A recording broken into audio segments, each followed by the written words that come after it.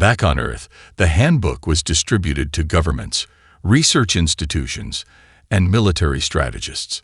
Every department was instructed to review its contents and submit reports on how humanity could comply. For weeks, experts dissected the document, searching for loopholes, potential advantages, or hidden benefits. What they found instead was a nightmare. The more they read, the more it became clear.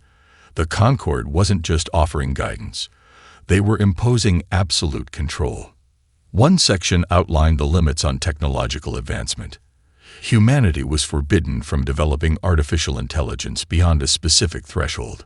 Genetic engineering was strictly regulated. Any new energy sources, weaponry, or propulsion systems had to be approved by a Concord Oversight Committee, a process that, based on historical records, could take centuries. Another section detailed cultural adaptation policies. Humanity was expected to adopt specific communication methods, remove problematic historical narratives, and discourage competitive behavior in favor of harmonized development.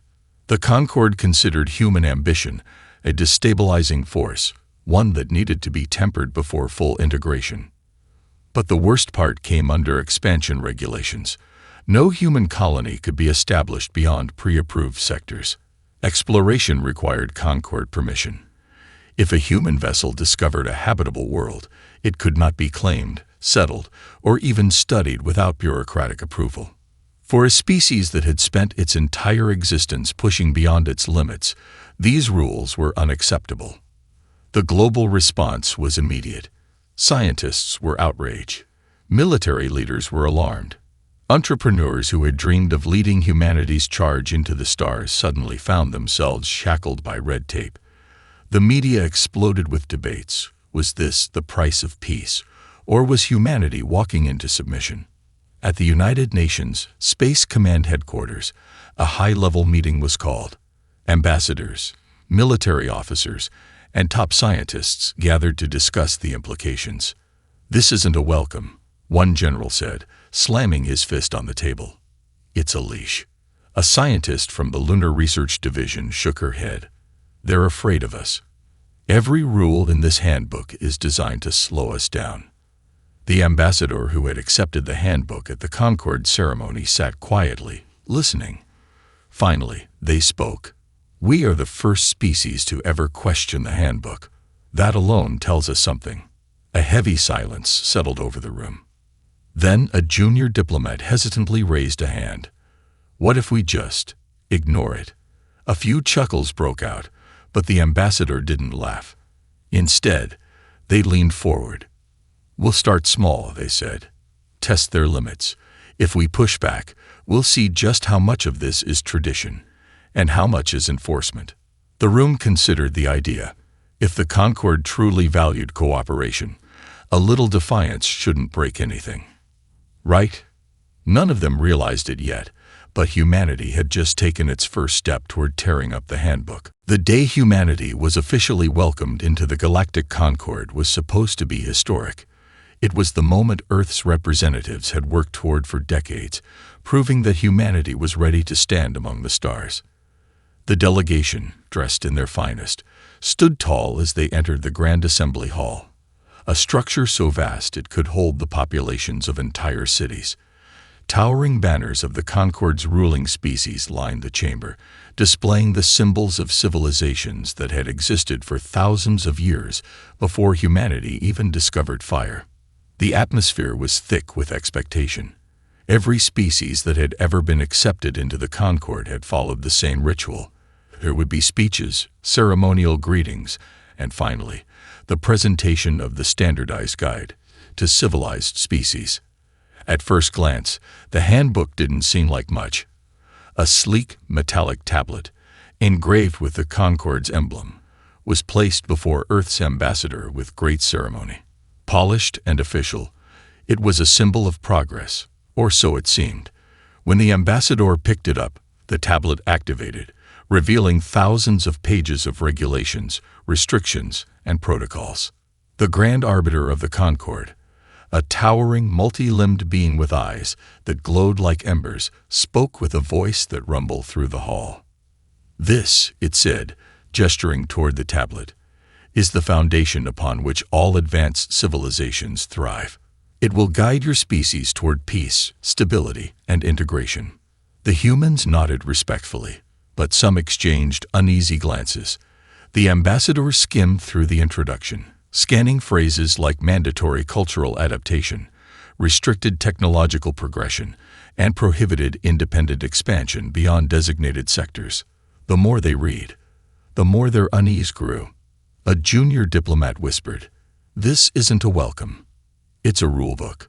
The ceremony continued, with Concord officials explaining various sections of the handbook. There were laws governing everything from interstellar trade to planetary governance. Humanity could not establish colonies without Concord approval. They could not develop certain technologies without oversight. They could not make independent military decisions.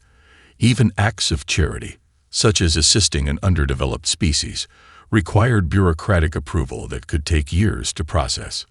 The ambassador forced a diplomatic smile, but their mind raced. Humanity had fought too hard and come too far to be placed inside a bureaucratic cage. The Concord expected obedience, yet everything in human history had proven that humanity was anything but obedient. As the presentation neared its end, the Grand Arbiter asked, "Do you accept the guidance of the Concord as all enlightened species before you have?" A long silence filled the hall. The humans knew their answer had the power to shape the future. The ambassadors straightened their posture, choosing their words carefully. "We accept knowledge," they said. "We accept cooperation. But tell me, Grand Arbiter, has any species ever questioned this guide?" The hall fell deathly silent. The Concord officials shifted uncomfortably. Questioning the handbook was not how this ceremony was supposed to go. The Arbiter's glowing eyes dimmed slightly. "There is no need to question what has worked for millennia." The ambassador exchanged glances with their team. "We'll see about that." The test came sooner than expected. A deep space survey team, operating out of the Titan Research Initiative, intercepted a distress signal from a planet listed in the Concord's records as V429. According to the handbook, the planet had been classified under non-interference protocols. This meant that any intelligent species found there was considered unfit for galactic integration and left to its natural fate. The team immediately reported the signal to Earth's Central Command.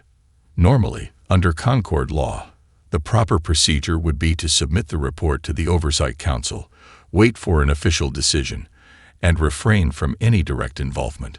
But humanity wasn't interested in waiting. Within hours, the TSV Endeavour, an unmarked humanitarian ship, was dispatched to investigate. What they found horrified them. The species on V429, known as the Ralzeri, were in the final stages of collapse. Their biosphere had been ravaged by environmental disasters, their cities crumbling under relentless storms and seismic upheavals. A few scattered enclaves of survivors still remained, their technology primitive compared to Concord standards. But they were undeniably sentient. They were not some undeveloped, mindless creatures. They were people. And the Concord had abandoned them. The rescue team hesitated only for a moment. Then, without another word, they went to work. Shuttles descended through the chaotic atmosphere, deploying medical teams and emergency shelters. Engineers worked to stabilize infrastructure.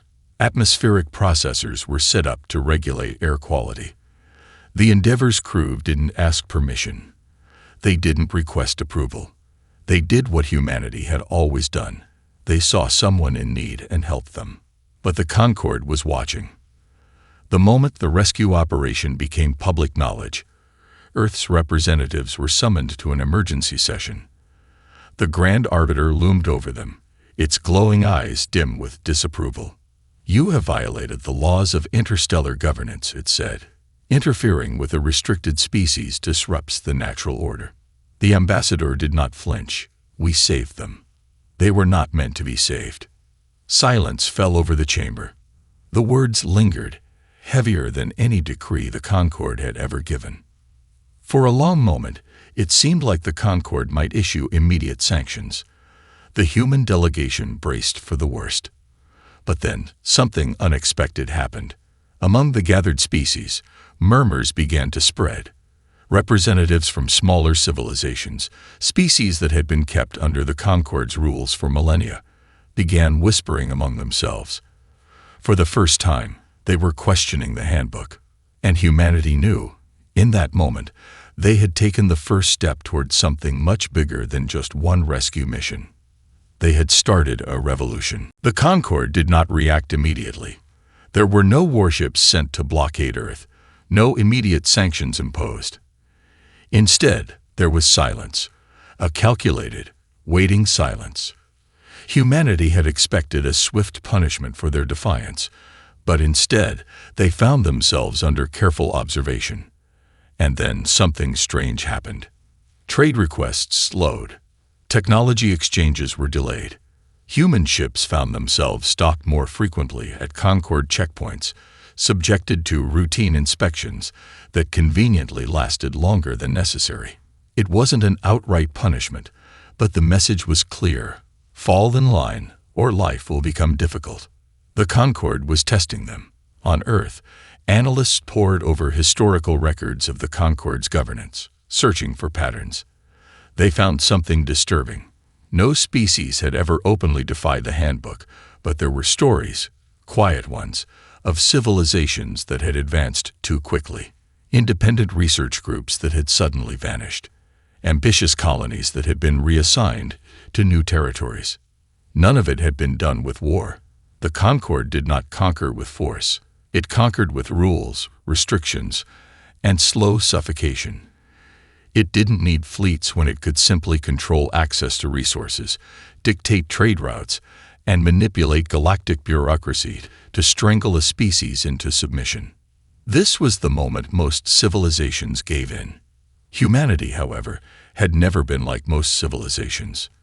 The investigation begins.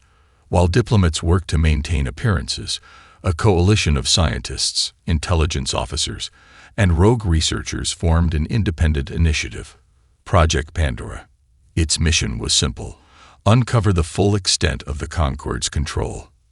What they discovered changed everything. Behind the layers of laws and bureaucracy, the Concord's greatest civilizations, the ones that enforced the rules, did not follow them. The largest empires hoarded forbidden technologies. Their fleets operated beyond the designated zones of peace. Their research centers worked on artificial intelligence, energy manipulation, and genetic engineering. Things humanity had been explicitly told were dangerous and off-limits. The rules were not about peace. They were about control. Earth's leadership gathered in a classified meeting, debating their next move. "We have proof," said one intelligence officer. "If we go public, we can expose them." "They won't care," the ambassador countered. "The species already under their rule are too afraid to act. We need something more." A general leaned forward, his voice low. "Then we don't just expose them. We break the system. A new kind of war." The decision was made. Humanity would not fight the Concord with weapons. Not yet. Instead, they would fight the same way the Concord did, with information, strategy, and disruption. The first step: pushing past every restriction. Independent human research teams began working on forbidden technologies in secret. New colonies were established outside of Concord-approved sectors, hidden from prying eyes. And most importantly, Earth began reaching out to species that had been kept under Concord control for too long. The Concord had ruled through slow, calculated control for thousands of years. It had never faced a species like humanity before. The first real act of rebellion wasn't loud. It wasn't a battle in space, nor a grand declaration of war. It was a whisper, small, subtle, and unstoppable. It began with research stations hidden deep within the Kuiper Belt, beyond the reach of Concord monitoring. There, human scientists, now completely ignoring the handbook, pushed forward on projects the Concord had forbidden. Artificial intelligence, energy manipulation, quantum computing, areas of study that the Concord claimed were too dangerous for young civilizations. Meanwhile, Hidden shipyards in the asteroid belt produced vessels that no longer followed Concorde design principles. Faster engines, stronger hulls, weapon systems that didn't exist in any Concorde records. Officially, humanity was still a cooperative member of the Concorde. Unofficially, they were preparing for something far greater. But the real challenge wasn't just technology. It was the Concorde's control over other civilizations. The spark of rebellion. Human diplomats began reaching out to other species, not the powerful, ruling members of the Concorde, but the ones who had been silenced for centuries. The ones who had been held back. The ones who saw what humanity was doing and wondered if they could do the same. At first, there was hesitation. Fear. No species had ever openly defied the handbook and survived. But then, the first domino fell. A minor trade federation, one that had been locked into unfair Concorde agreements for centuries, secretly partnered with human merchants, bypassing the official trade networks. The result? Economic growth they had never been allowed to experience. A small colony world, designated as a developmentally frozen territory by the Concorde, suddenly received a shipment of human terraforming technology. Within months, their dying planet was thriving. And then came the greatest act of defiance yet. A border world civilization, known as the Zivani, had long been trapped under Concorde law, unable to expand beyond their assigned sectors. But with the help of hidden human ships, they colonized 3 new worlds without asking permission. When the Concorde found out, they were furious. The Concorde strikes back. Sanctions were placed on Earth. Trade routes were blocked. A public condemnation was issued, warning humanity that further violations of the handbook would result in direct intervention. It was meant to be a threat, but all it did was prove what humanity already knew. The Concorde was afraid. Because for the first time in history, the rules were breaking. Not just for humanity, for everyone. The Concorde's leadership had never faced a problem like humanity before. Every other species had fallen in line. Some grumbled, some resisted quietly, but in the end, they always accepted their place within the system. Humanity, however, was different. Despite the sanctions, despite the restrictions, they were growing stronger. Their trade networks, though cut off from Concorde routes, flourished through hidden agreements with discontented civilizations. Their research stations, though officially illegal, produced breakthroughs that put them decades ahead of where the Concorde expected them to be.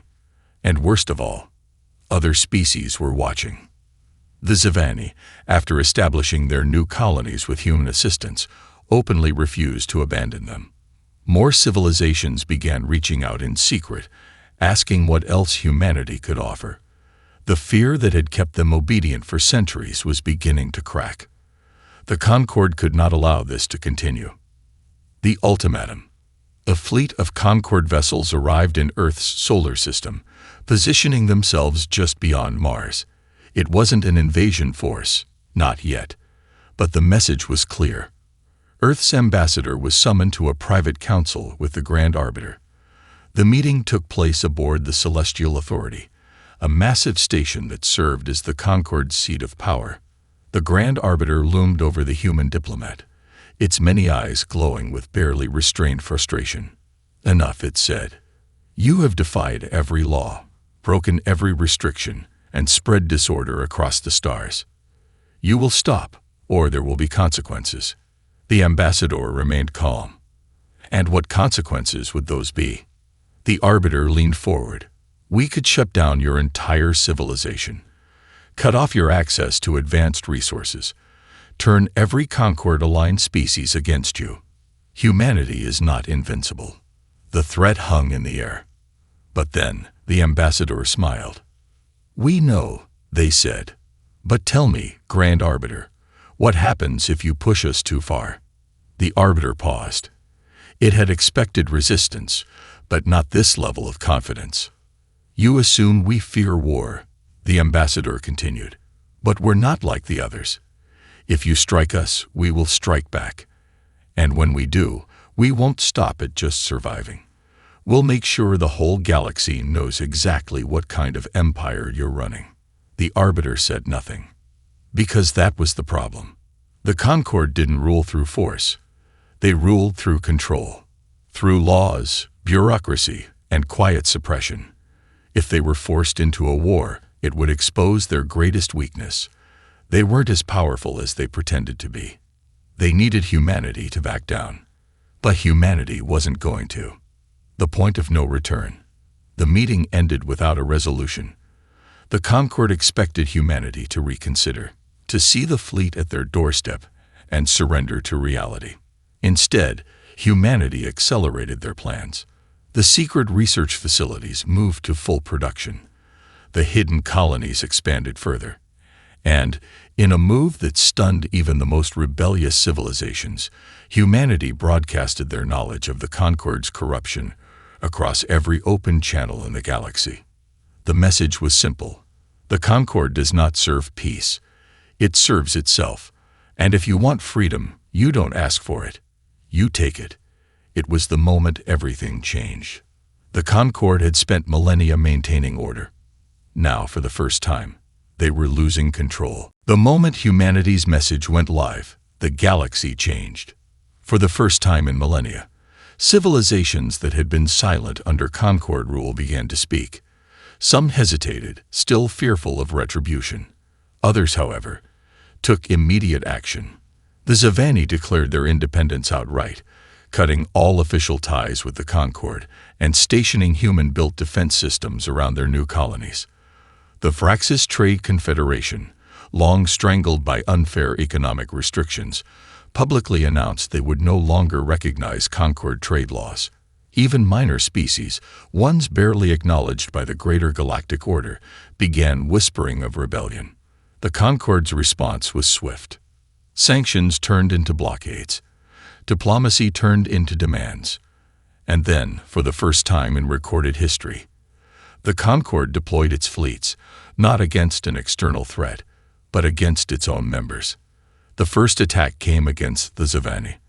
A Concord patrol fleet entered their space under the guise of re-establishing order. But they didn't expect resistance. What they found waiting for them was not just Zavani warships, but human ones. For decades, humanity had obeyed the Concord's military restrictions. Now, those restrictions were gone. The UES Aegis, a prototype warship constructed in secret, led the Zavani fleet against the Concord forces. Faster, better armed, and equipped with experimental shielding, it tore through the unprepared patrol vessels in a battle that lasted only minutes. The message was clear. Humanity was done playing by the rules. The war humanity didn't start, but would finish. The battle over Zavani space was the spark. Across the galaxy, other civilizations realized something critical. The Concord could be fought. The illusion of absolute control had shattered. The Vraxis Trade Confederation, inspired by humanity's defiance, used its economic leverage to cut off key Concord supply lines. The Orcs Dominion, a militaristic species once crushed under Concord rule, declared their own sovereignty and seized their old homeworlds. And through it all, humanity continued to push forward. New alliances formed. Underground research projects became open innovation hubs. Ships that had once hidden in the dark now patrolled openly, their human crews ready to defend what they had built. The Concord, once untouchable, was now fighting a war on multiple fronts. The Concord's fatal mistake. Desperate to regain control, the Concord gathered its fleets for a decisive strike. Their target was Earth itself, a show of force meant to end the rebellion before it could spread further. But they had made a mistake. They still thought humanity was like every other species before them. They still thought a show of power would force them to surrender. They had no idea what was waiting for them. As the Concord fleet began its approach toward the Sol system, human forces stood ready, not just with ships, but with weapons, tactics, and strategies the Concord had never encountered before. Because humanity had spent its entire history preparing for a fight just like this, and they had no intention of losing. The Concord fleet arrived at the edge of the Sol system in perfect formation, an overwhelming display of force. Thousands of ships, each one built under the assumption that no civilization could ever stand against them.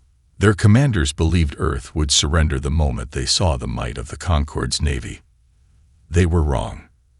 As the fleet advanced toward Earth, their long-range scanners picked up something they had never expected: human ships, not just in orbit, but positioned in deep space, hidden behind the gas giants, waiting in the asteroid belt. The Concorde had expected a planetary defense, not a full-scale battle plan. And then the trap was sprung. The ambush at Jupiter. The first blow came from within. Humanity had spent years deciphering the Concorde's fleet systems, analyzing their weaknesses. When the battle began, hidden cyber warfare teams activated their payloads. The Concorde's communication grid collapsed.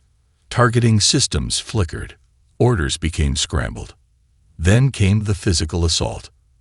From behind the gas giant, human and allied ships surged forward in a coordinated strike. The UES Aegis led the charge, moving faster than Concorde ships thought possible. Swarms of automated attack drones, using AI technology the Concorde had outlawed, tore into the fleet's exposed flanks. The Concorde tried to regroup, but humanity didn't fight fair. Instead of engaging in a traditional fleet battle, they fought like insurgents, hitting weak points, disrupting formations, forcing the enemy to chase them into asteroid fields and debris clouds where human ships could outmaneuver them. The Concorde had come expecting a show of force. Instead, they found a war they weren't prepared to fight. Earth's final message. As the battle raged, the Grand Arbiter itself transmitted a final ultimatum to Earth. Surrender now. Cease all violations of the handbook. This is your last chance. The response came from a single human commander, broadcasted across every open channel in the galaxy. The handbook is dead. You don't rule us anymore. And then, in full view of every watching civilization, humanity did the impossible. The Concorde's flagship, the Celestial Authority, was targeted with a precision strike, a weapon that shouldn't have existed, using energy manipulation technology the Concorde had banned long ago. The ship didn't explode. It didn't burn. It simply ceased to exist, erased from space in an instant. The Concorde fleet, leaderless and in chaos, broke. Some fled. Some surrendered. Some fought to the bitter end, refusing to believe that the system they had upheld for so long could be falling apart. But it was. A new era begins. When the dust settled, the Concorde was no longer the supreme power of the galaxy. Their fleets had been humbled. Their authority had been shattered. Their illusion of control was gone. In its place, humanity and its allies stood victorious. The Zavani, the Vraxis, the Okar, and dozens of other civilizations that had once been bound by the Concorde's rules now looked to Earth, not as conquerors, but as something greater, as equals. The old empire was dead, and in its place, something new had begun. A galaxy not ruled by control and restriction, but by freedom.